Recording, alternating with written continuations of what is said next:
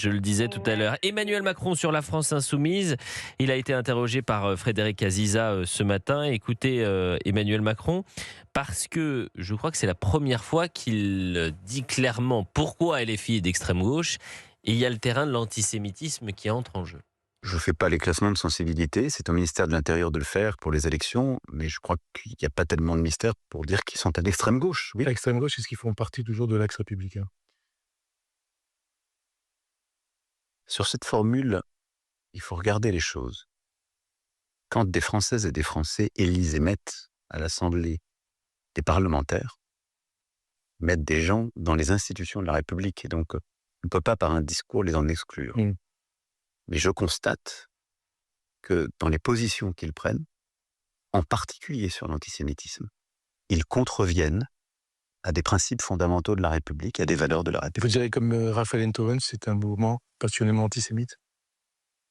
Parce que là, C'est normal que les intellectuels, et je respecte beaucoup M. Enthoven, qui travaillent et s'engagent, mais aient leur propre formule.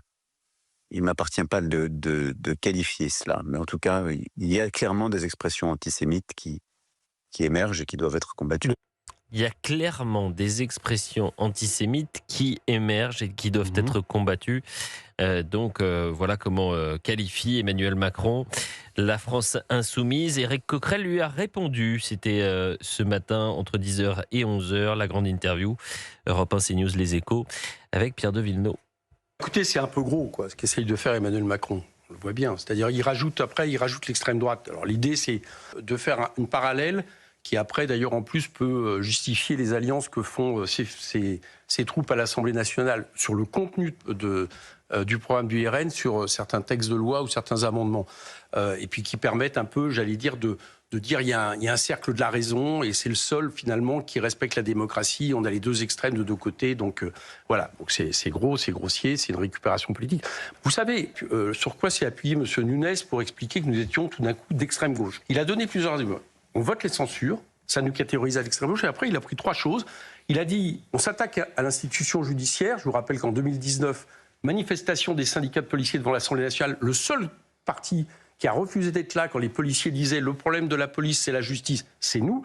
Ensuite, en gros, nous accusent sous des termes divers de défendre les personnes victimes de racisme. Et la troisième chose, c'est qu'on voudrait sanctionner le PS en se présentant au municipal. Voilà les trois raisons qui justifieraient d'être classé à l'extrême gauche pour essayer de nous diaboliser. Bon. Et je trouve que M. Macron joue un jeu très dangereux en faisant ça pour la démocratie. Alors Sébastien Ligné, le chef du service politique de Valeurs Actuelles que vous êtes, est-ce que plus Emmanuel Macron va classer les uns et les autres à l'extrême, plus ces partis vont gagner des points? Est-ce que c'est pas contre-productif?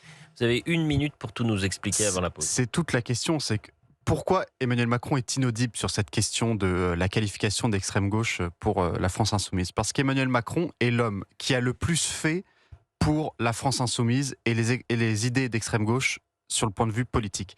En 2017, vous avez 17 députés insoumis. Lors des dernières législatives, ils sont 72. Grâce à Emmanuel Macron, on a remis le Front républicain au goût du jour. Rappelez qu'Emmanuel Macron, à l'entre-deux-tours de 2017, il était allé à Oradour-sur-Glane face à Marine Le Pen, au mémorial de la Shoah, avec finalement le message derrière de dire « j'étais le dernier rempart contre Philippe Pétain et les nazis ».